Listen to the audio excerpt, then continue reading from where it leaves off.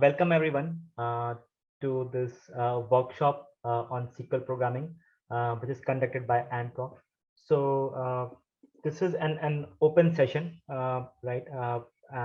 Plus, in this session, we also have people who are part of the Anproc cohort also. So just to give you a brief about Anproc is a skilling platform, right? And right now we are running multiple boot camps. The boot camps are on data engineering, they are on cyber security, they are on digital marketing, and there are few more boot camps which are in offering, right?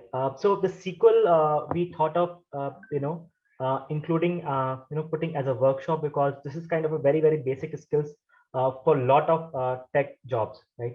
Especially if you talk about this data engineering, probably this is one of the most core competencies. Other than data engineering, all this analytics field, right?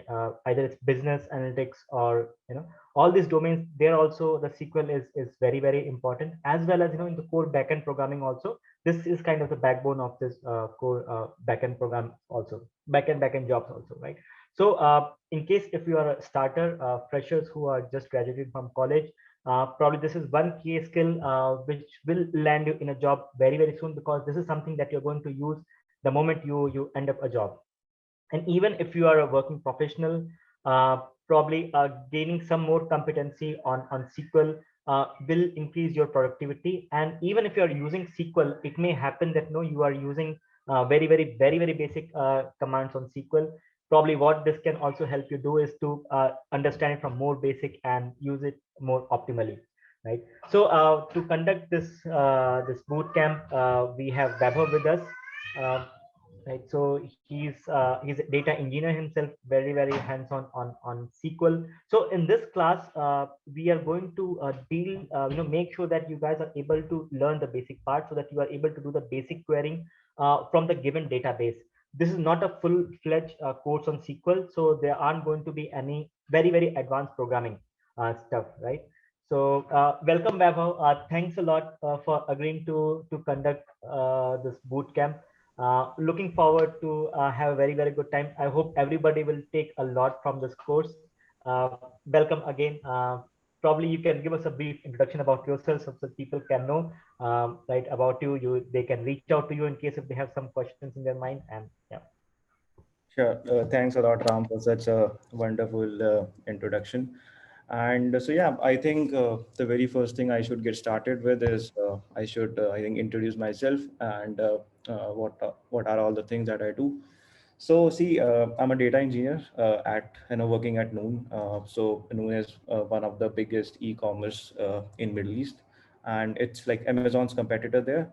So yeah, so I'm basically working with their payments vertical, and so yeah, I'm basically handling end-to-end things when it comes to data side, building a lot of interesting products here already, and so yeah, and when it comes to data engineering, we do deal a lot around a SQL, because the very basic thing when you work on the data field is how whether you know SQL or not, whether it's data science, whether it's data engineering, whether it's business analyst. So like what a software engineering or coding is to backend development or front end development, SQL has similar context as compared to backend or front end development, right? So yeah, this is like a very basic thing to learn, like similar to the way you learn DSL algorithms.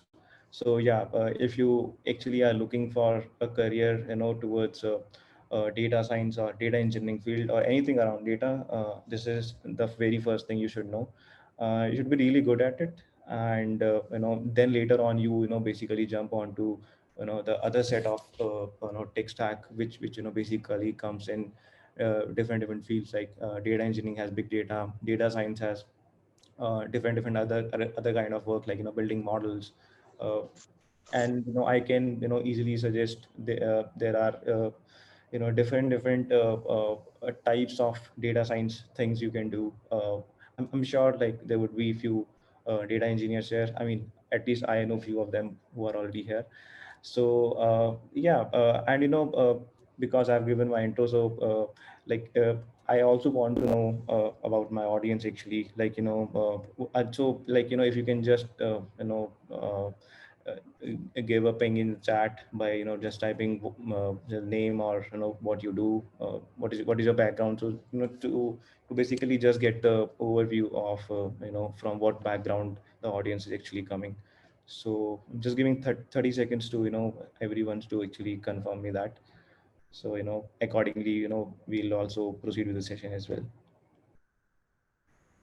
Is it fair, Ram? Yes, definitely. Probably we can just write down. Otherwise, I could have also created a poll, but probably that is much easier. We can, guys, please use your chat box to write about yourself, what you're doing right now, your background, maybe in 2-3 words, along with your name.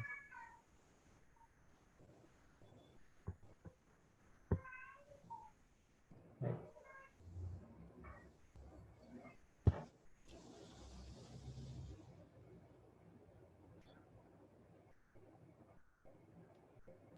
There's no response yet. I got one right now from Ankit, joking the data scientist. Yeah, I got data analyst intern, Okay. Great. ETL developer with having 3 years experience, working as a mainframe developer, business analyst, BTech mechanical engineering, Okay. BTech third year student, uh, currently doing masters, BTech student, SQL developer, masters in data science, pursuing masters in data science.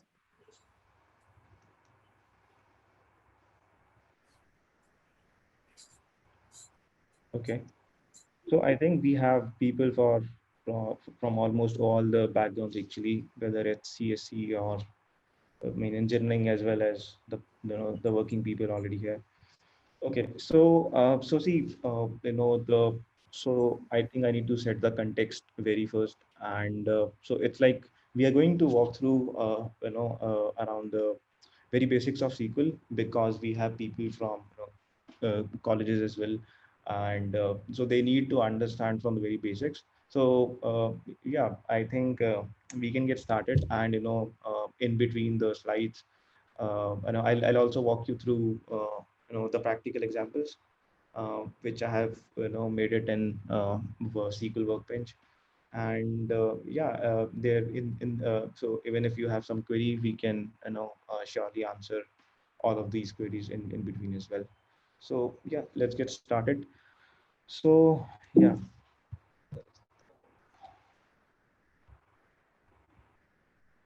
One second, I think.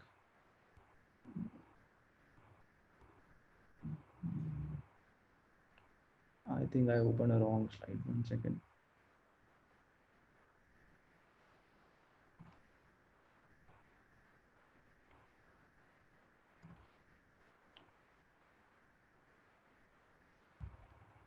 Yeah. So the topics that are actually going to be covered in this particular session. So those are like, what and why to SQL, types of SQL commands, SQL processes, primary foreign keys, different kind of SQL operations, and creating database, drop a database. So all of these commands will be actually discussed in this particular SQL workbench. Okay, and so yeah, these are all the commands which, which we'll be actually going through. Some of them are, on the very so all of these commands are like, very basics to SQL. Before jumping into advanced SQL, you should actually know these things. So yeah, so what is SQL? So see, SQL is something like, it's a language which, basically communicates to your DBMS, okay, database management systems. So like, how coding communicates to your machines, SQL basically communicates with your database management system. So database management systems are, just like you can assume, there are some software systems that are basically built over top of your storage layers, which basically takes care of, how you basically handle your data. Okay, so assume it like, there are some of the application running. Suppose there is Paytm running, and how you basically suppose you basically do a transaction. So what exactly goes behind the scenes is there's a transaction which has originated and which is basically going towards your DB, okay, from your application end towards your DB end. So MySQL is something which is just like a write only DB. Okay, it is not supposed to be a read DB. Okay, because you basically try to put a lot of transactions in it. You basically write and you do a less of reads. Okay, so all of the backend or heavy applications use such kind of transaction DB. So MySQL is the one which is used a lot. It is approximately like 80%. So I can say with 80% of the confidence, like this is one of the DBs which is almost used in every kind of organization, whether it's small, large or very big. Okay, so yeah, so SQL is something which basically tries to communicate with your underlying storage systems, like how you want to store it, where you want to store it, and how you want to retrieve it. Okay, so yeah, so the same things are basically written on on the top of the slides. And so we and there are basically different kind of RDBMSs. Okay, so RDBMS is a relational database management system. So RDBMS is a superset term which is basically which basically has all the different DBs, like MySQL, SQL Server, Oracle, Postgres, all these kind of DBs has a superset term which we call it as RDBMS. Okay, so yeah, and obviously most of the RDBMS underlying architecture remains very much the same. Okay, I'll not dive too much deep into the underlying architecture of how the the underlying architecture works like. But yeah, surely I'll give you an architectural diagram of how the things happens when you basically try to communicate with your database. Okay, so SQL is the language to basically communicate to your system. Okay, database is something where you store your things.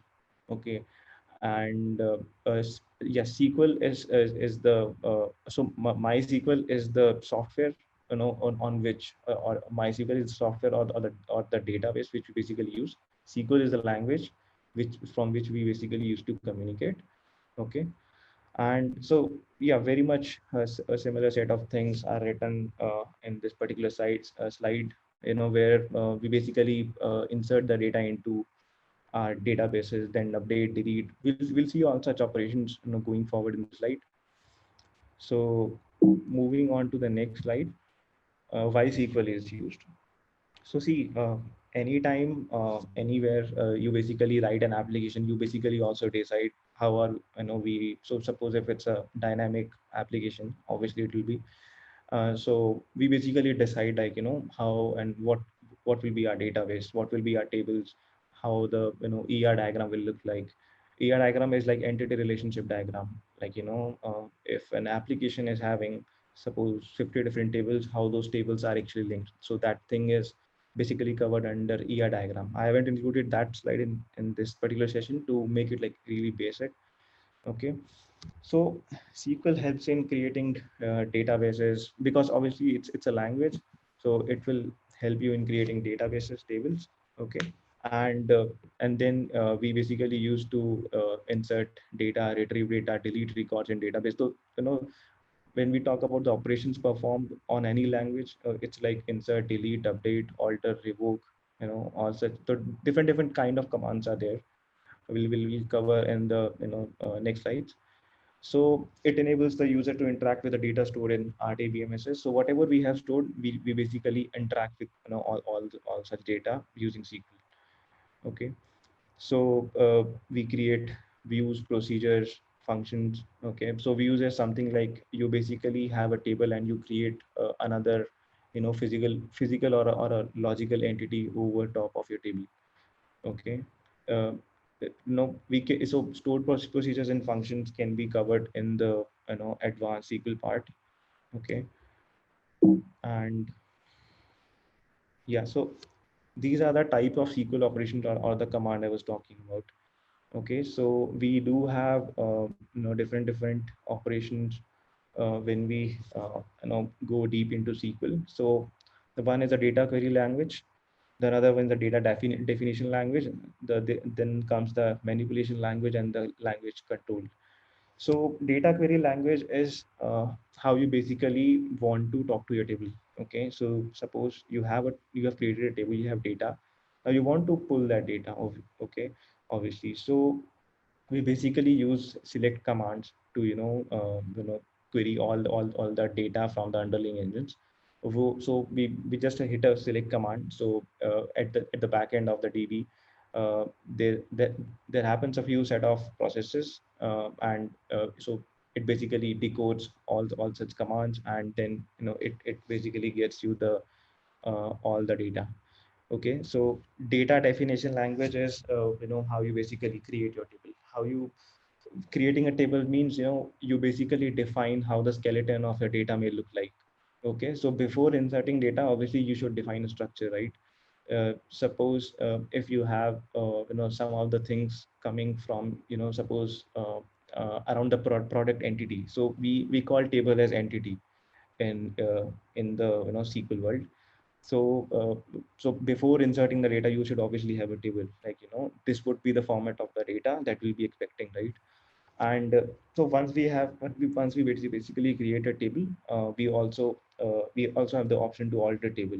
We also have the option to drop table, right? I mean, it is not always true, because I mean, right now, I mean, it's my responsibility to tell, like we basically go through all such commands, right? But in when you basically work in your production environment and all so in different set of environments, so you basically don't have such privileges, like alter, drop. So those kind of privileges will you basically get from your data control language, like grant and revoke.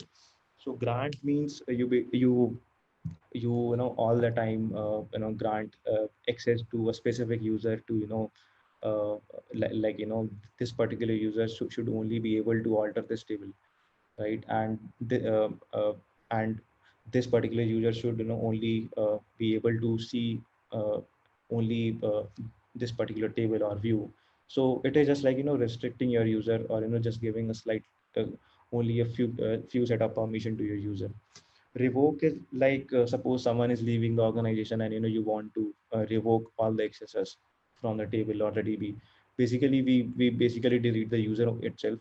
But suppose if in case you want to revoke the access for a single table, you basically revoke the access for table. So grant and revoke operation basically works on databases, tables, views, right?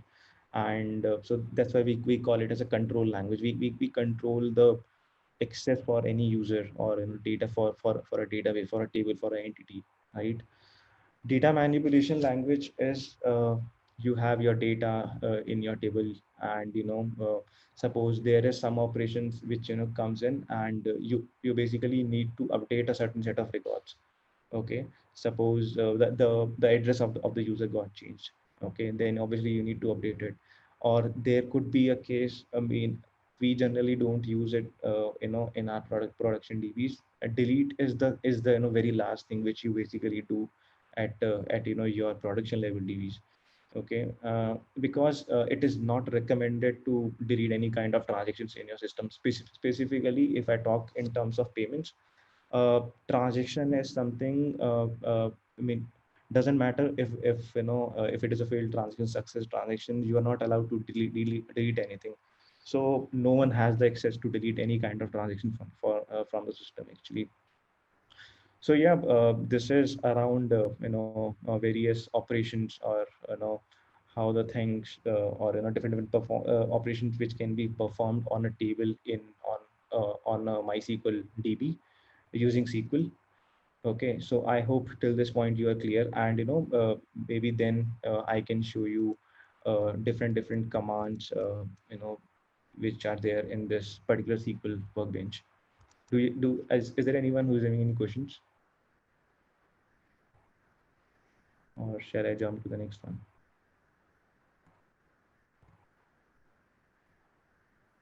That's clear.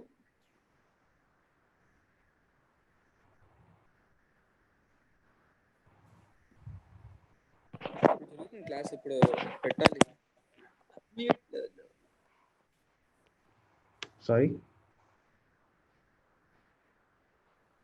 Guys, you can unmute yourself or you can also write on the chat. Both are fine. Yeah, it's clear.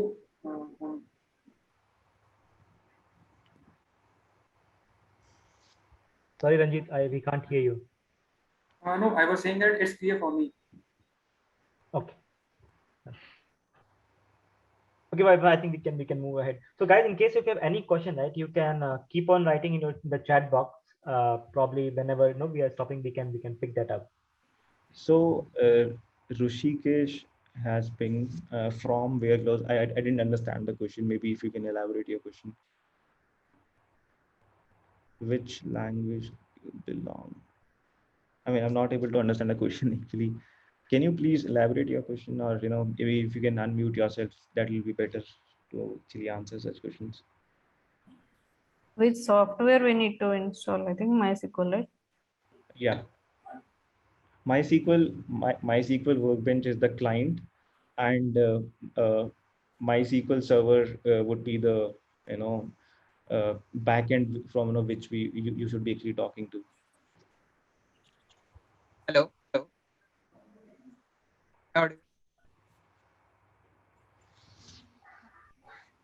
Rushikesh, your voice is not clear. What is the difference between MySQL and Postgres? See, both of them are almost like very same. Both of them are RDBMSs. But there are some of the property differences I can say between MySQL and Postgres. I mean, you can't go and compare like which DB is actually better for you. And so Postgres has a lot of really good features like MVCC, multi-version concurrency control, which SQL doesn't have. People use it, but we do a lot of MySQL things.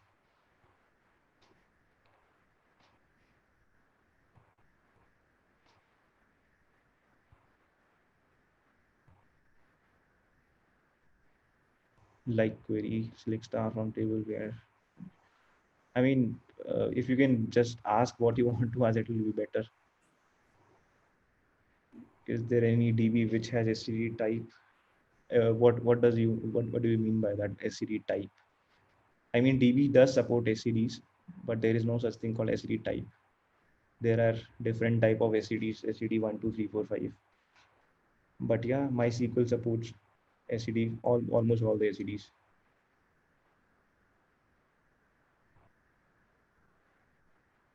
So select star, okay, select star from table where condition where it belongs. So it belongs to your data query language actually.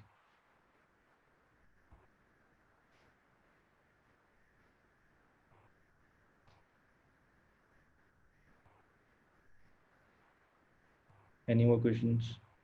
Yeah, Saurav, I think probably we can move ahead. Otherwise, we will not be able to complete the session also. We can take the questions as and when they are coming on chat box, right? Yeah, sure. So I think, yes, this is the very beautiful GUI of how you basically write your SQL. So see, this is the, you can say SQL language. Okay. And this is your tool to basically communicate with your backend server. Okay, so on the terminals, you basically go and install MySQL, and if you want a beautiful GUI, which I'm using it, so you can just go and install MySQL Workbench to basically communicate your server. Okay, so understand it this way: there is a client and there is a server. Okay, so clients need to talk to server. Okay, so this is your client, MySQL Workbench. You can note it down somewhere, maybe if you want to use it somewhere.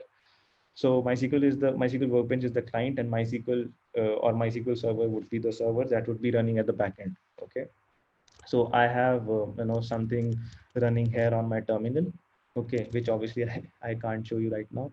And so basically, you basically go here and basically create all of your connections. Like this is the connection which I'm using, which is basically connecting to my local, and this is something related to my obviously my office work.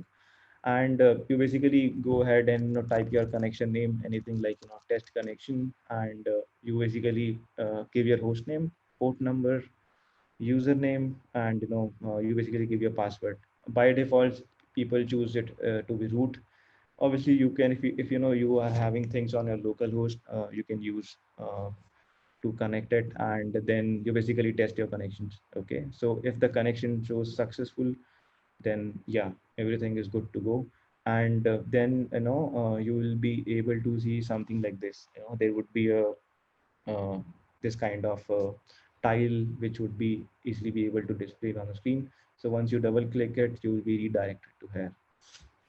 Okay, so this is a sample SQL file which I have created for this particular session.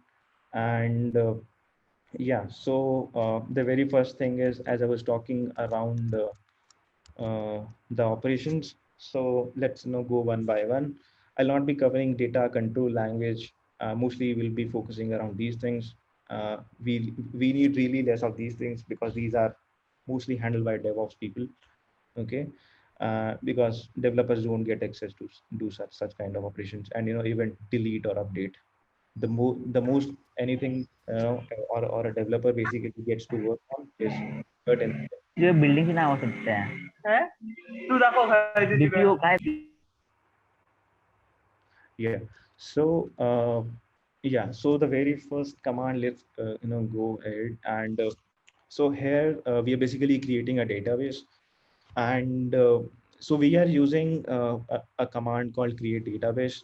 So it basically talks internally to our server, and there is a sequence of steps that basically happens in between, like parsing the SQL statement, and generating a plan out of it, and telling my underlying engine that we need to create this database because user has asked for. Okay, so create database classic models. Now there are a certain set of things or menu items here. So see, this I can basically execute a single command. This I can basically execute all the commands. Like if I go and create if I just click this button, everything in the SQL would be executed. So you should be really careful when you basically are using this and this. Okay, and this is to basically stop a command.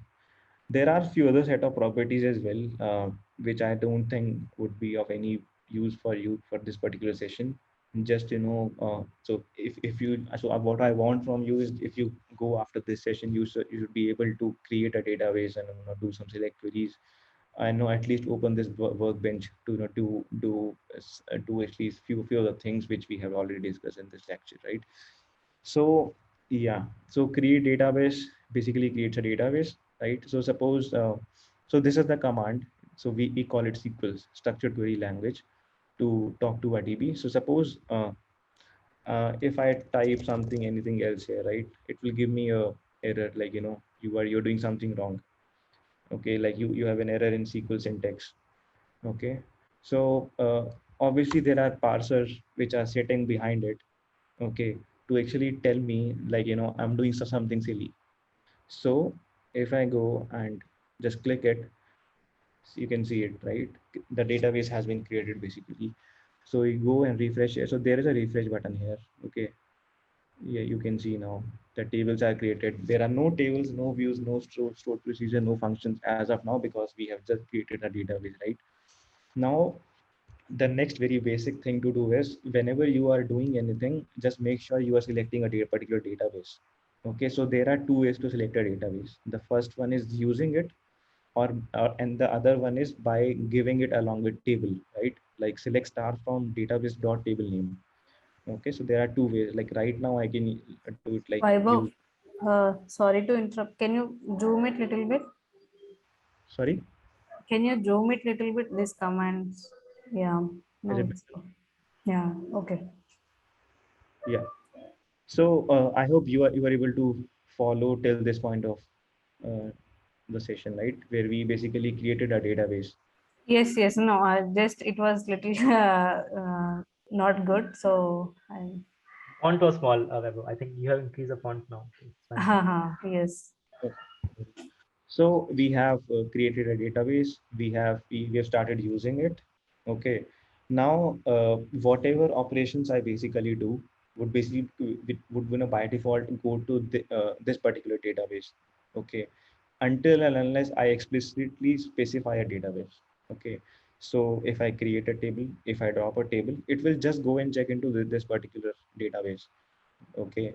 Select star, insert, delete until and unless I specifically specify, like select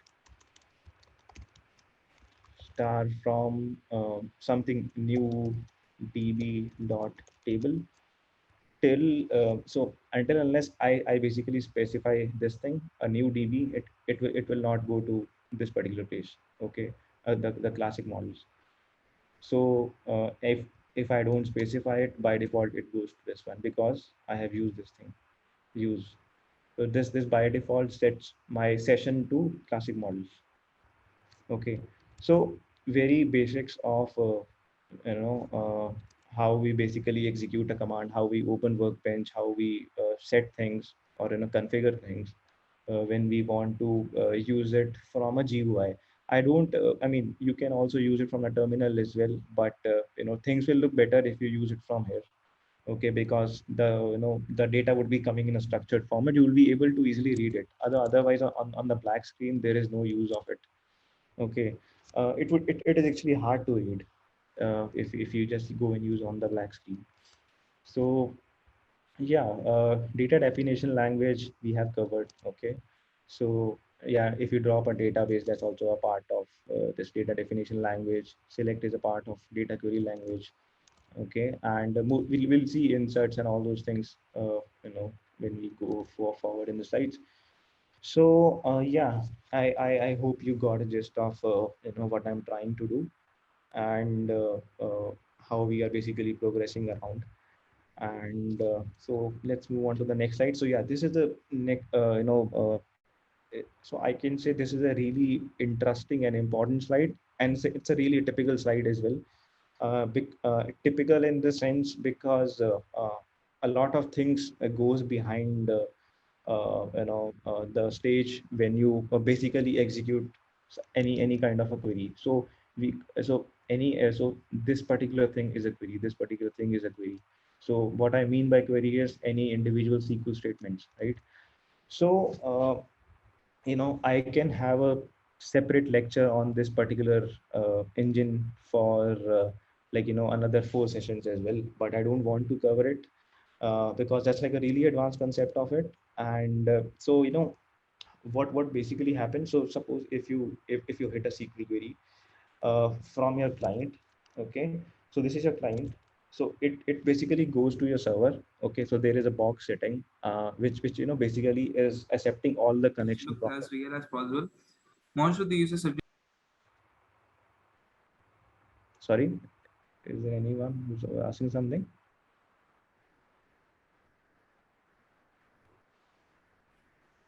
Yeah, I think you can continue. Yeah, that was by mistake. Okay, so once you hit any kind of query, it goes to your backend, and there are certain set of steps which basically gets executed before you get your data. Okay, so the very first step is there is a complete I can say utility or assume it like there is a software which is basically accepting your command, which is this thing, query processor language. So it basically takes your command. Now what it does is it will basically parse your query. Okay, so if you remember, I have written it. Guys, please, everybody, please mute yourself. Only when you have to speak, please unmute yourself. Right? Please keep yourself muted. Thanks, Ram. So suppose if I write something here, and you could easily see, right? We were getting a syntax error here, right? So all such things are basically handled within the parser. So you will be getting a return call from here, and to the client, like you basically have a syntax error, and you need to improve on your query. So parser has something similar to like if I'm telling or so suppose if I'm writing a some kind of text on suppose Word doc or on a Google doc. So it obviously gives me some of the red line error or the green line errors, right? Grammatical or a spelling mistake error. So assume it's something similar to that. It automatically checks whether it is within SQL standards, and it will return you back your whether there is error or not. So now suppose if the query is correct, so the next thing it basically goes for is optimizer. So optimizer has again a very deep meaning, I can say. So there are execution plans which basically get generated once your query basically passes through the parser.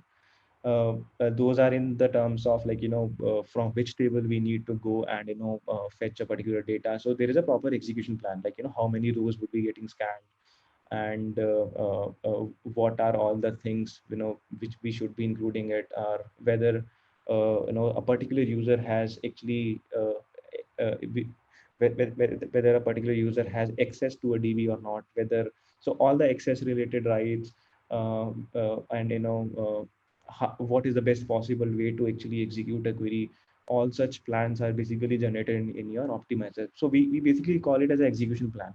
So so execution plan is something which is just like a sequence of steps which is basically going to tell my this thing DBMS engine, like how I'm going to work. Okay, so there has to be a plan, right? So even if like we do some kind of activity in our day-to-day life, we need a plan, right? So this kind of plan is being generated by optimizer, okay, which basically goes towards your DBMS engine. So the DBMS engine is the actual engine which basically tells how the storage would be looking like, what kind of storage I'm going to use.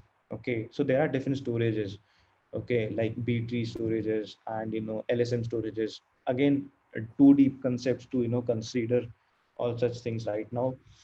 Then there are file managers and a transaction manager. So what those contributes is, suppose if I basically go and execute insert into this तो table. कल start होती soft skills का Sorry.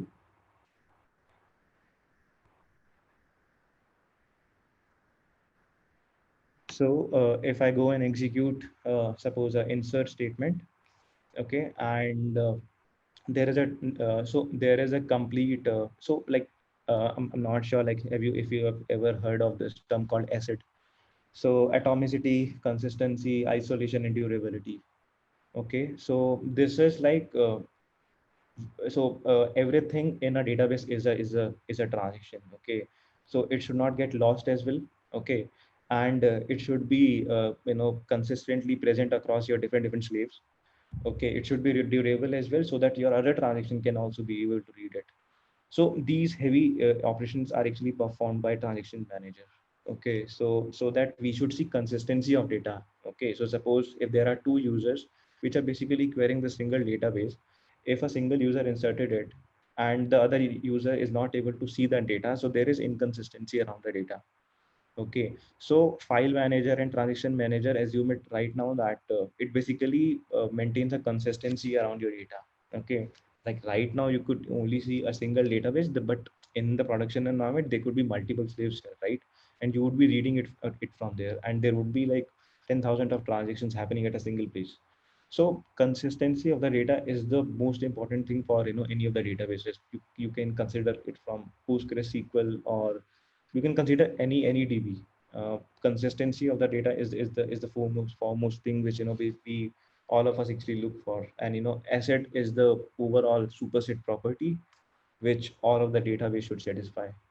Okay, so this is the engine, like so this particular thing, like I think I should repeat myself again. So parser basically checks the care of your syntax error. Optimizer generates a plan. Once you get a execution plan, you basically pass it to your DBMS engine.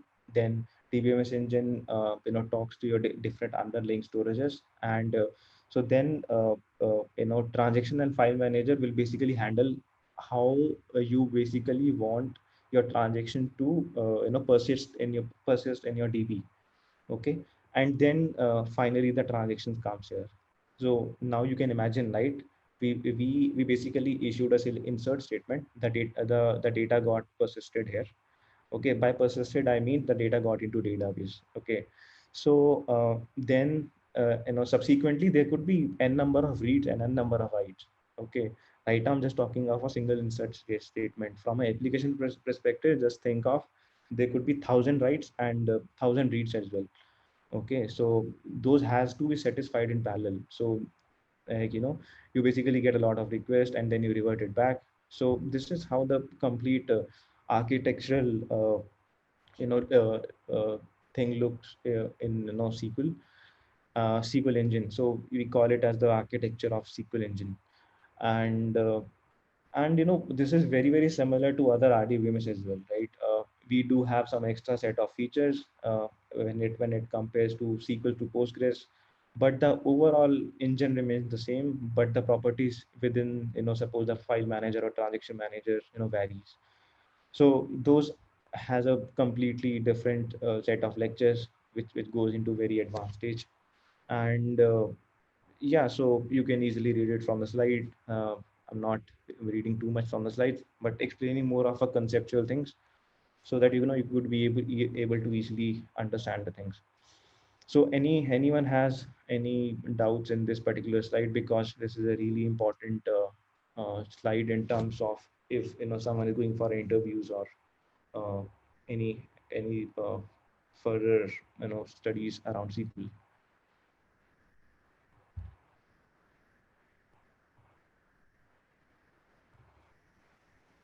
Guys, you can put your questions on chat. Actually, we have muted everyone. So or you can raise your hands. We'll unmute you. SQL injection vulnerability can be prevented with parser selection. No, I don't think so. Though, I mean, I don't work on SQL injection, sure. Parser is something you can't, I mean, so this whole thing, you do not have any right to alter anything around your parser or something until unless you're working with Uber, Facebook, and all such big companies, because they have their own storage engines. They basically tweak MySQL, and they basically optimize the things according to themselves. So yes. Any questions around it before I go ahead? Can you explain the transaction manager part? Okay. So see, a transaction manager is like, okay. Okay. So, assume it like there are, so there is a bank. Okay. And there is a transaction of debit from someone's from A's account, and there is credit to B's account. Okay. Now, the A's account has actually been debited with the 10 rupees. Okay. So obviously that money has to go somewhere, right? So that particular transaction has to be credited into someone's account. Okay. Otherwise it should roll back itself. So transaction manager whole responsibility is to maintain the consistency around that whole transaction, from debit part to the credit part. I mean, it can't be in between. If it is in between, then it is called inconsistency around the transaction. Okay. So SQL has a really good auto commit feature. If you have something like so suppose there are transactions originated like debit and credit. Okay. So assume it like a single transaction, and commit has to happen at the last. By default, MySQL handle it's automatically, but I think Oracle has such thing where you need to give a commit statement as well. So suppose the transaction failed on the first part itself. Suppose the money got debited from the account, but it doesn't get credited. So the whole transaction has to be rolled back. Okay, so that thing SQL, is so that particular part is actually handled by the transaction manager. Okay, so again that money has to go back into the origin, from into A's account. So this is the whole responsibility of the transaction manager to maintain the consistency of the transactions. Okay, and I think we have one more question. Please explain this process in example program. I don't think that will be possible right now because it's a really big topic in itself. The easiest way would be this thing only. because I can't, give an example by failing a transaction or something, right? Different working of. I didn't understand by what do you mean by different working of file manager and transaction manager.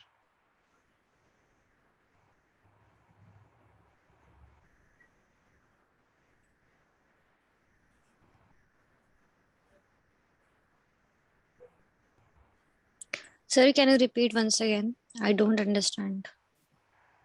Which one? The transaction manager? Yes. Okay. So like, suppose you have, went to you basically went to an ATM and you basically swiped your card. Okay. So the money got debited from bank, but it didn't get reach to you. Okay. You didn't get the cash. Okay. So assume it like that's like a whole transaction, debit and credit. Is it clear up to this point?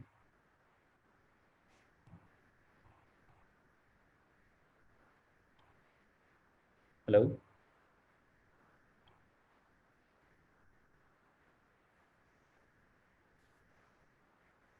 Are you there? Yes, I Sure. can hear you, Vaibhav. Yeah. Yeah. So suppose you went to an ATM and you basically swiped your card, but you didn't Sir, get. yes sir. Sorry, वो net चला गया था तो इसलिए connect करा दोबारा. It's all clear. Sorry. Okay, no worries. So we are good, right? Yeah, it's something too similar like Google Pay and Phone Pay transaction. I mean, see, I'm just giving a basic example. Google Pay and Phone Pay has a lot of different things in between. But yeah, you can assume it like those kind of transactions as well if you want to just get a context of it. So I think we are already 1:30 and we should move to the other set of slides. And so yeah, right now we discuss a lot around SQL operations, different kind of, the architectural pattern. And so the very next thing, or which has very similar, which is very on the line of acid, which I was actually talking about. So there is a concept of keys in SQL, and majorly there are two kind of keys: primary, foreign key, and composite keys. So into the real world scenario, we basically use only three kind of keys. I hardly see anyone using candidate keys and all those useless keys which you basically read in your textbooks. And so keys is something which basically tells a database, like whether this transaction is a duplicate transaction or not.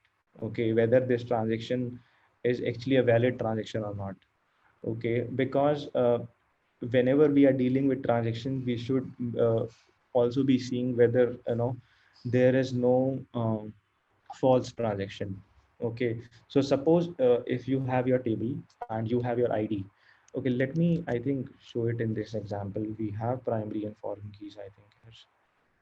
Yeah, we do have. So yeah, so assume this is a table and this is a table structure. Okay, let me explain you the table structure first. So see, guys, we basically give create table name, and all the this thing, column names. We basically specify whether it's varchar, and these things are called constants. Okay, whether this property can be null, not null, and there are other set of constants as well, but to keep it easier, let's keep it like not null. Like this particular cannot be not null. Okay, and if I mean, I can also do it by using this thing. Okay, it can still create your table, but it's always good to put some of the constraints around your columns. Why saying this? Because suppose if your application in the production is sending some data, and suppose this column is coming as null, so that particular record should not go into your products table, right? That should actually be reported into some other table, right? Like you basically got this garbage data and you should actually look for it. Maybe there is some application bug. Okay, so we should definitely have such things. It is a good practice. like, in coding practices, you basically follow some good approaches or good designs. We follow such things into SQL. Uh, so this will have string things and string, small int, decimals. Okay, and so these are called data types. Okay, and so now comes the really important thing. So see, when I was talking about this thing, right, engines. So a DBMS engine. So by default SQL uses InnoDB. So this is the name of the by default uh, uh, engine. We have different kind of engines as well. Okay, not going into it. It's very deep. Okay, so now comes the really interesting part. What is primary key and what is foreign key? So see, primary key is something which, which basically helps to identify any kind of record uniquely into a table. I'm repeating it again. So primary key is something which basically helps identifying a table's uniqueness. Okay, so by that, what I mean is, like suppose there is a table, and I'm basically assigning product code here. Okay, so all the rows into this particular table will have a distinct product code. You can't repeat your product codes here. Okay, let me try by giving an example. So we have created a product table. So a reference table. Okay, something went wrong. Okay, yeah, we need to create this table first. Okay, so see, what is the error it gave me? Because these two tables, product lines and product, are basically referenced. How they are referenced? They are basically referenced here. Okay, so because I basically referred, so this is my child table, this is my parent table. So before creating a parent table, you should have your child table. So that is why it is giving me error. You should first have your child table. Okay, so I'm basically creating a table here. Okay, so I created my table. You can see it from the logs. Okay, so here are basically logs. Response is the one you should be reading it. Okay, reading in terms of you should be understanding your error from. So suppose what I basically did is, now I'm basically inserting these set of records. Okay, so I think there are 7 records inserted. Okay, I need to again insert here first.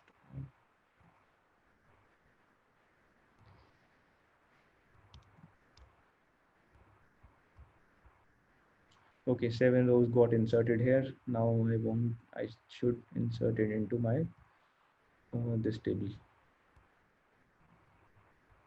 Yeah, so product and product lines tables has the data we inserted. Now, because I said product code is the primary key, I have mentioned it in the schema. Okay, now this particular thing has already been inserted, right? You can see product code of this thing. Okay, so this thing is already present in the table. Now if I again go and insert the similar key into the table, it will throw me an error that this particular key does already exist. Okay, you can see this particular key already exists. So this is what I basically meant by uniqueness. You can't have multiple duplicate keys or duplicate keys into a primary key. Okay, for a single table. And uh, we basically, so this is what I mean by primary key. And this is, so foreign key is something like foreign key for so foreign key. So different relation between primary and foreign key is how you basically want your table to get related to other table. Okay, so suppose product has product line. Okay, so yeah, this particular column is actually linked to this particular product lines. What I mean by linking is, I want to see a textual description of a single product line. Okay, product line could be anything like, yeah, suppose I want to have this textual text description of this product line, like classic cars. Okay, suppose if I want to select data from product or and product lines. Okay, and but I want the textual description. Okay, so how I will basically get such data.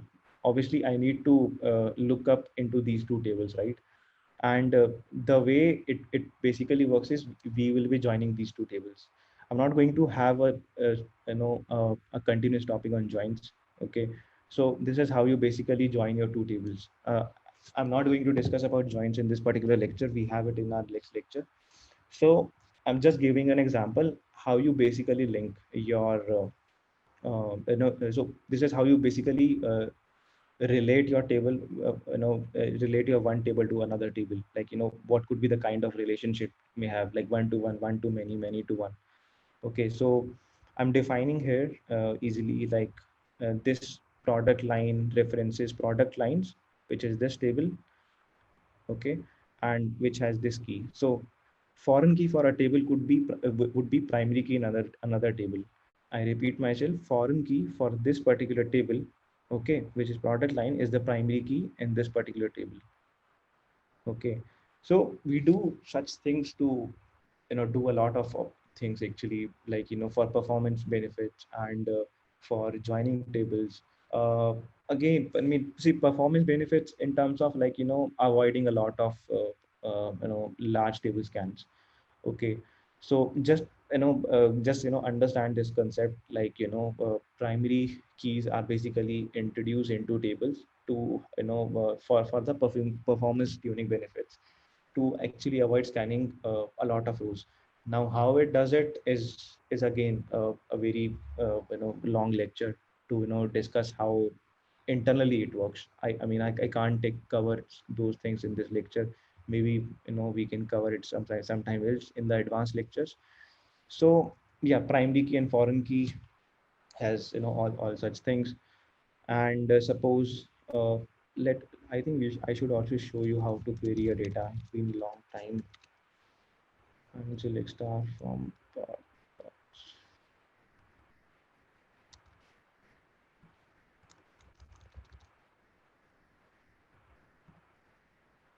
yeah, so this is how the data looks like, and this is the primary key. And so similarly, if you, I think I must be having it here. Yeah, product lines. So see, this is the primary key for product lines. Okay, and this is the primary key for products, and this is the foreign key for products. Okay, which is the primary key in your product lines, which is this one. Okay, so I hope I made myself clear what is primary key, foreign key, and yeah, I mean, there is another property: you can't have null in your primary keys. Okay, you can't have but you can have nulls in your foreign keys. Okay, remember these things, like these are, like, really interesting interview questions asked, like a rapid fire round. So yeah, and so I hope this is clear. Again, I'm saying uses is like why we use it. Very important concept. Performance tuning benefits uh, are definitely there. I can't deep dive into it because of the shortage of time, right? And yeah, so I hope I made myself clear on this. And let's jump on to the next one. So yeah, these are the various properties I think I was already talking about. So primary key, foreign keys, you can imagine, like, so this particular ID would be, uh, so this is the foreign key in this table, would be primary key in this table, and this table's foreign key is primary key in this table, right? You can easily read it. So by default, primary key create indexes. Okay, so those are, so again, there are different kind of indexes, clustered and non-clustered indexes. But we don't have a lot of time to jump onto also all such things. So yeah, there is so whatever I've already narrated, it's already there in the slide. Primary key cannot be null, foreign key can be null. Its uniqueness is there. Foreign key can be duplicated. Unique, so primary key uniquely identifies a record in the table, versus foreign key is a field that is primary key in another table. So what I mentioned, right? So this key is foreign key is primary key for this table. So yeah, I know it's a bit hard to digest, but please try to. Yeah, so there can be only one primary key in the table. Clustered and non-clustered indexes could have been easily covered around uh, I mean, that's a really advanced topics that basically comes under trees. Again, a big no-no for this particular session. So let's move on to the next one. So I think I've already showed you this particular uh, thing, like how do you create a database. So you go here and where it is, and you basically execute this particular command to create a database. So most of the concepts I've already covered in this one, and so this is how you basically uh, create your databases. And yeah, so there are a lot of properties that can actually be specified. I basically find sorry these kind of properties, character set and collate, collision names. I mean, no one uses it, or to be very honest, these are just extra set of things you should be you should basically know. In interviews as well, these things doesn't is actually not asked. And but yeah, there are a few things like what if you specify if not exist. So if not exist is something like, so if I write something like if exist, or if not exist, 1 second. So suppose if I create like something like not exist, so it means create a database if this database doesn't exist, but it already exists, but so it will not create it. Okay, can't create database, you can see it, right? I hope this is, I mean, I can't zoom it actually. So it is showing that this database doesn't, it can't create a database because it already exists. So this is what we meant by if exist or if doesn't exist. It's a good to have thing. When you basically write your SQL files, you should basically have all such things, so that by even by mistake you should not drop or delete a database or a table. Okay, so the database names must be unique. You can't have duplicacy around the database. I mean, you obviously can't go and create this database again. It will again point to you can't create a database because it already exists, right? So very easy thing to actually understand. And creating a new database, show database is something like you go here and databases. Remember to put a semicolon always at the end. So these are all the databases that are basically present. So the classic model is the one which I basically created right now. Feedback, information schema, MySQL, this thing and this thing. These are system related databases which are created by MySQL. Do not ever go and try to touch it. It is not something for you right now. But you you can go and query such things, such tables, but I don't think you can go and delete or update few properties here. Even if you want to, there are various ways to update config files, but you can't go and change such things. Just play around with your things only, your databases only. So yeah, this command basically shows me all the databases. And the next one is around using selecting a database. I think I already told this. You basically go and use a database, this command. Okay, we are already using it. Even if I does it, nothing will happen. Okay, so this is how you select your database. So this particular command, MySQL -u-root-p, this is the way you basically connect your database from terminal.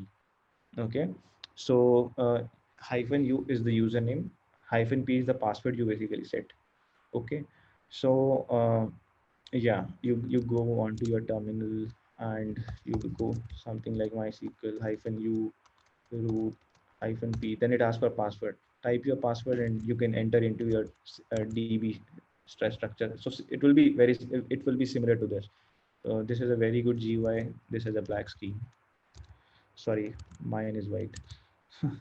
So this thing, yeah. So we use the database and issues the use statement we have already covered. We know this thing as well. So if you don't create a database and if you use it, obviously it means it doesn't exist. You need to create first to use it.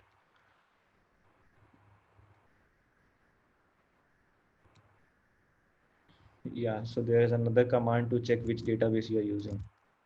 Okay, so if you go and type this particular command,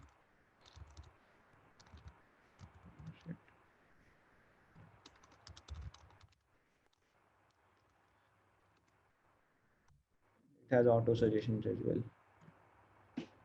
Classic models is the one you're using it actually. Okay, so yeah, by this way we basically go and select our things. Drop a database, you already know. I'm not going to drop it right now. It would again be a task and we don't have time. You execute this command, you drop a database. And again, you can specify such clauses like if exists, if doesn't exist. So be very careful when you use such things. Understand these things very well before you use it. And sorry, drop database, we have already covered it. So manage databases in SQL. I think very much of things we have already covered in this thing. Tables, this thing has been covered. So yeah, create table is the one I was talking about here. Okay, this thing. So products table, this is how you basically create your table. So similar things has been discussed here. So you basically give your column name and the definition. Definition by definition, I mean, what is the type of data type would be there, big int, text, decimal, float, all such things, and constraints, obviously. I haven't mentioned the constraints here actually. Okay, so there could be few of the columns which basically auto increment itself as well. So suppose if we create such kind of tables, you can see this particular column is auto increment, which what it means is whenever the data gets inserted into this table, we need not to insert value for this column. It will auto increment itself and it will fill itself. But we just need to take care of the rest of the columns. Okay, so inside your insert statement, you just mention these columns. You don't mention task ID. Okay, and alter table. This is very important feature, which I think I should talk about. So yeah, uh, alter table we basically use to whenever we basically add a column, alter a column, rename a column, drop a column, or rename a table. So let's try all of these operations one by one. So suppose I have a table, select star from products, and I basically want to change, or have another column into my products table. Okay, and the name of the column is suppose my name. So I'll be giving this command alter table, the name of the table, add column my name with the again the property. Okay, you can obviously specify the constraints here as well. So you can see, right, it has basically executed it. Now if I go back to the products table, you could be able to see another column, my name. You can assign the values to these columns as well. Okay, like by default values. Okay, so yeah, this is around adding a new column. So alter table name, we can rename a table to something like, suppose if I want to rename product to product and product underscore new, I can easily do this, right? So now you go and query the products table, it doesn't exist. Okay, so you go and query the products new, it is there.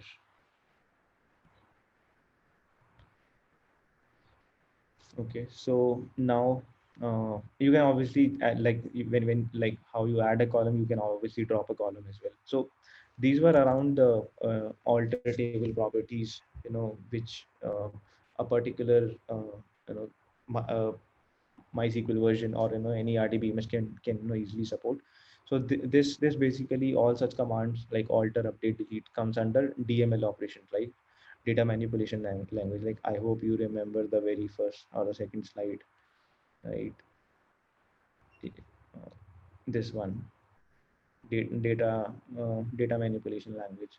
So alter also comes under this thing. So yes, and So yeah, I have shown you all the examples of alter tables. Uh, we we basically rarely use such things because there are very less changes around the application side.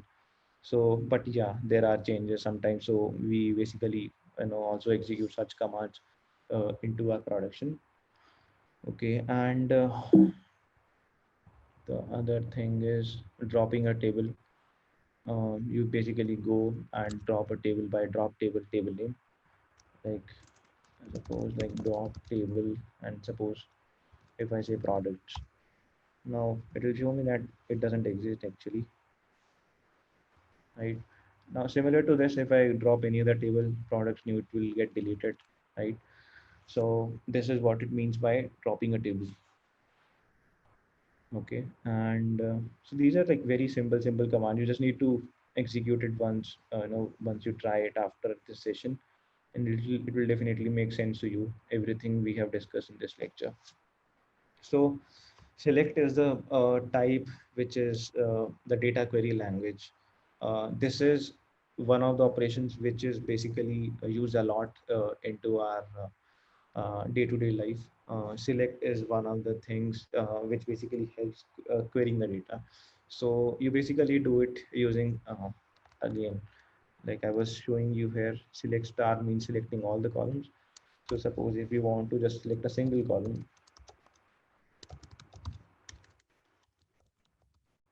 select product names for, sorry, this products new.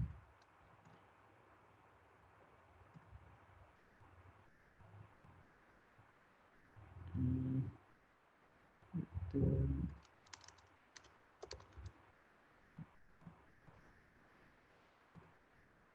yeah, so that you just get a single column out of it. Similarly, you can have multiple columns by appending a comma, like any columns you just add commas here. Okay, so uh, so how you basically do it is select star from table name, and you can have as many number of columns as you want.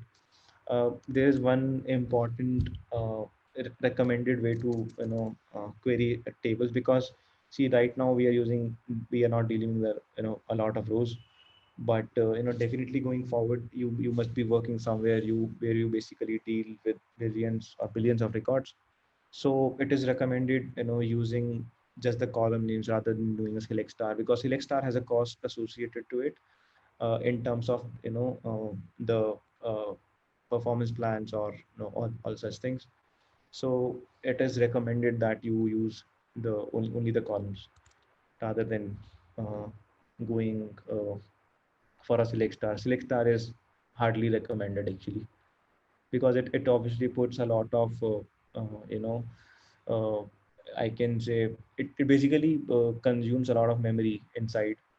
If you basically put a select star rather than going for a select column names. Okay, there are impacts around that. So I could see there are few questions. I think we can answer it towards the end. And yeah, we have I think 14 more minutes left.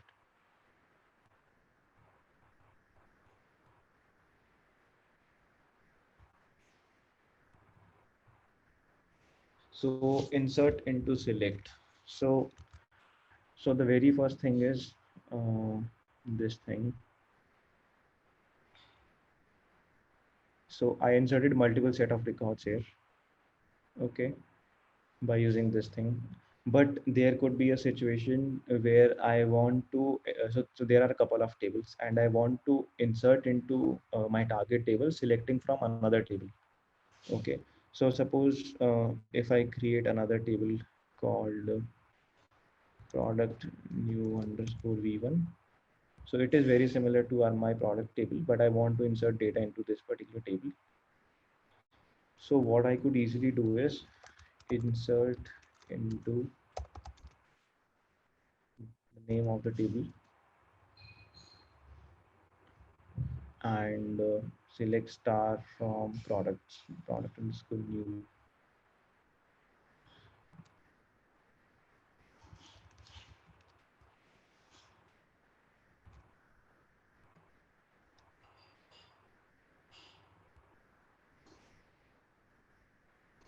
It says column count doesn't match. Why so? Products underscore new.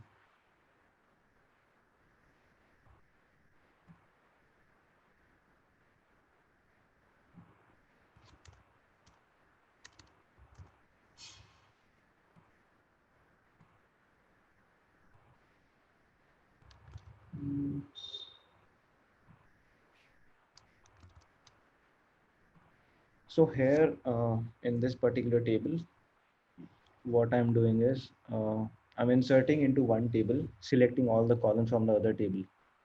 Okay, so not sure why this is throwing an error right now. Otherwise it was working actually. So it is throwing me this error because it's showing that there are some other set of columns which may not be present into product new. So there is some column mismatches. Okay, not sure of this particular thing, like if whether there is anything like which I have actually altered during the session or something. So if you basically execute this command, you have your another table. So it's an exact copy of this thing. This new underscore v1 is a copy of this thing. Okay, so this is what I mean by insert into select. So you could also use such things where you have a nested statement. Suppose you have your table like stats, which has total product, total customer, and total order. So you could easily, so it is inserted into stats. Okay, and I mean, moreover, I could show an example where I can basically mention all the columns, but that's again just like a waste of time right now. I think you would have understood what I'm saying. So similar to this one more example where you basically insert into your stats by selecting count star from different tables. So when you actually put a select star from stats, you have some of the numbers from these tables. Okay, and we have 10 more minutes and we have 9 slides. Yes. So update is something I was telling you about. It's a DML operation used to update a certain set of records. So suppose if I want to have something like this thing, update my products new. Okay, where product code is set product code is this thing, and where product code is this thing. If I go and execute, it will go and replace the particular record. Okay, now if I go and query my products new, you will be able to see this thing. So this particular record got updated. Earlier the ID was this thing. So this is what I meant by update. Yeah, so the next one is delete from table. You can again go and issue such statements like delete from products new, where product code is this thing. You go and delete a single record. Okay, one row affected because there was just a single record with this thing. Now if you go and query this thing, this record doesn't exist, right? This 445 doesn't exist now. So I mean, I don't recommend using these things. Delete from table, limit row count. No, I mean, hardly anyone uses it. You just either truncate a table or delete a particular record. 99% of the times you don't do such things when you use such things into productions or something. But yeah, it's good to know these things at least. At least if say sitting in an interview, you should not sit idle. Like if you see such syntaxes from table, order by 2 columns, limit of row count. So what it means is we are basically ascending 2 columns. We are basically ordering 2 columns and limiting the row count. Suppose limit of 10. So it will delete the first 10 rows. Okay, so hardly it is recommended you basically go and truncate the table most of the time. And the other thing is around order by. So there is another important property which we basically mention. So suppose I want to order my table based on a particular column. Okay, so I need to mention the column name here. Suppose order by MSRP.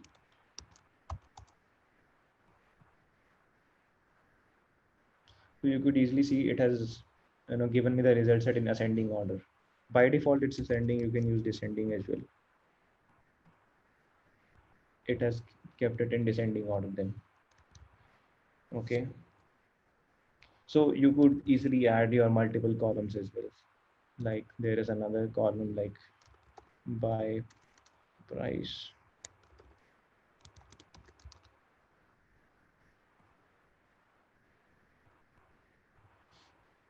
So what it means is order by this column, because I've not given ascending or descending. So by default, it's ascending and this is descending. Okay. One column ascending and one descending. So the priority would be given to this first and this first. From left to right it goes. Okay. So this column and this column are being used. So multiple columns could actually be used when you use order by. Yeah, so next one is around where's loss. This thing is around how you basically filter out your records. Okay, so select star from table where suppose product code is something is suppose this thing.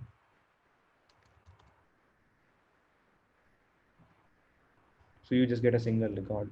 So similarly, you can append a lot of other conditions as well by and there is another column name. So and means it should satisfy both of the properties, or means any one of them.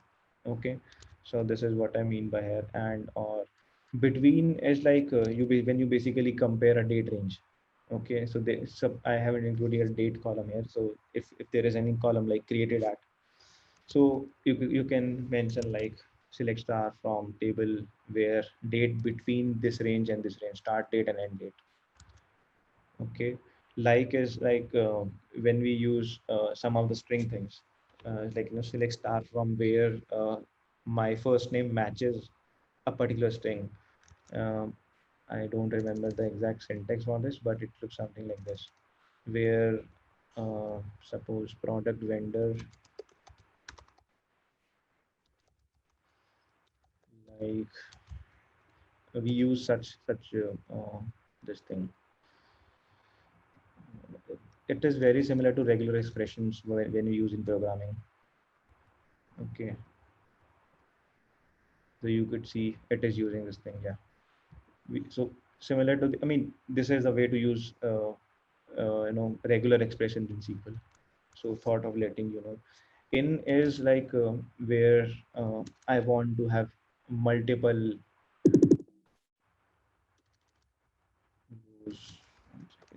where product. So instead of specifying multiple ors, you can also around a single column. So you can use something like where product code in this thing. Then you can specify all your product codes. Then it will just give you only those set of records. Suppose this thing.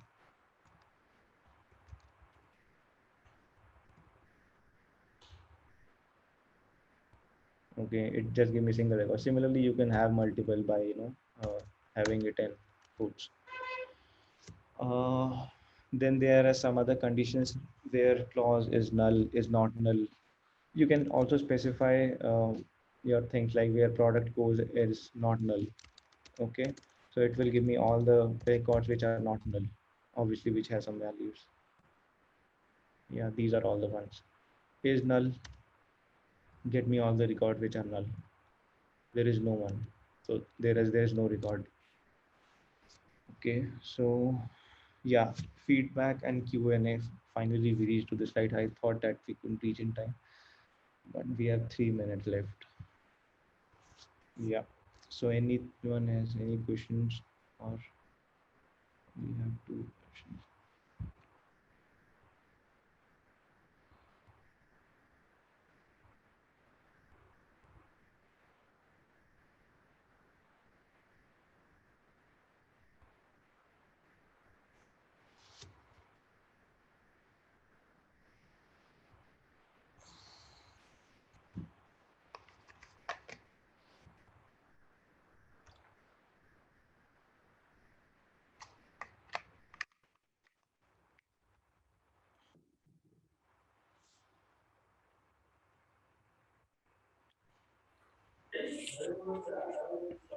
Guys, you can ask your questions here.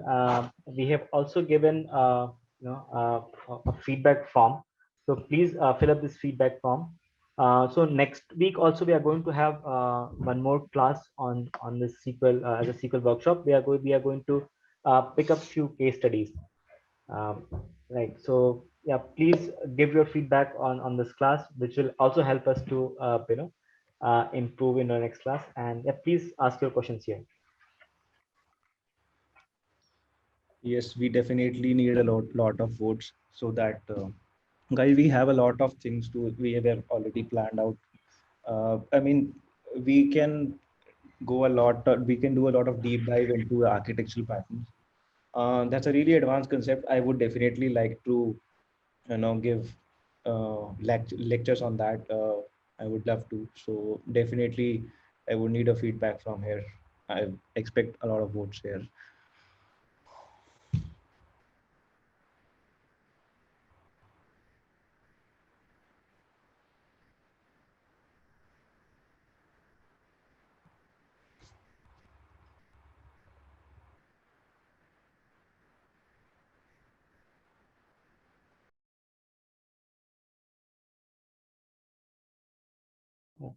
And guys, Anprof also has boot camps on data engineering and cybersecurity. In case if you are interested, we have shared a link in the chat. Please register there. Some of our education sponsors will reach out to you, give you more detail about the program. But it's a 16-week program which is conducted by experts like Vaibhav, right, who have their a long experience in industry, as well as they have been teaching on our platform for last 2-3 months, right? So that's a 16-week program divided into different islands, competency. Our cybersecurity program has a very complete course around, let's say, SOC and application security, while our data engineering program is based upon Azure. So Azure is the platform on which we are teaching our data engineering. So in case if you're interested, our data engineering program has just started. Yesterday was kind of the first class. So you can still, you will still be able to join it if you wish. Otherwise, you can, join for future classes. So in case if you're interested, please, register on the link. We will reach out to you even in case if you have some doubt about, data engineering, data science, and all those aspects. Right. If there are no further questions, probably we can close our session. The next week's session, you will also get a link on your mail, the way you have got this time, right? And for the people who are in our cohort, I will share the link again next week, right? So there are no questions further, right? Bebo, have you received any questions? Yeah, I got one from Abhijit. So you can use LeetCode to practice your SQL things. It's a really good platform to practice MySQL actually.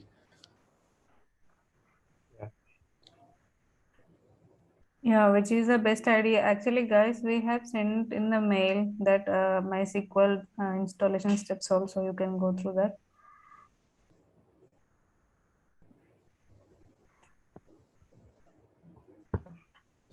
We'll share the recording videos as well.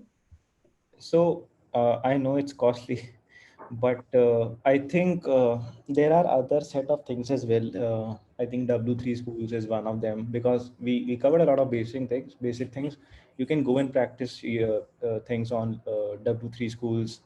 There is one tutorial point, or you can do one thing: download a sample DB, put it in your SQL workbench, and then you can play around for sure. It's very easy. But otherwise, if you want to practice a lot of different type of question, LeetCode is the one. I mean, you can't get it anywhere else. You will have to spend some bucks. Sir मेरा एक question है कि जब हम ये database start करेंगे तो आप हमें पूरा स्टार्टिंग से सिखाएंगे, right? Ram, actually, so this was expected that people would be coming up with MySQL workbench. So Yes, yes. So मैं actually हम आपसे एक share किया होगा एक link, right, जिसमें Yes, I have installation के opened. instructions. हाँ, so MySQL के instructions हैं install करने के। नहीं, अभी लिंक वाला नहीं, so Okay. along with the mail ना that you would have received Okay, for okay. invitation. There we have shared instruction how After to- registration, you got the mail. In that mail, you will have the instructions. Okay, I will read from my mail. Yeah. है ना? हाँ, so वो MySQL का आप एक बार install करना, and you will also get the recording of the session, right? तो एक बार आप उसको install करके, then you can go to the recording and also look at how to start from it, right? And for next week probably you can do some practice, so that next week में आपको you can go through some of the case studies that we'll be doing, like we'll be working on the real some database and doing some querying there. ठीक है, तो आप install करना MySQL, learn how to do this basic commands, और next class में हम लोग will read more about more querying part.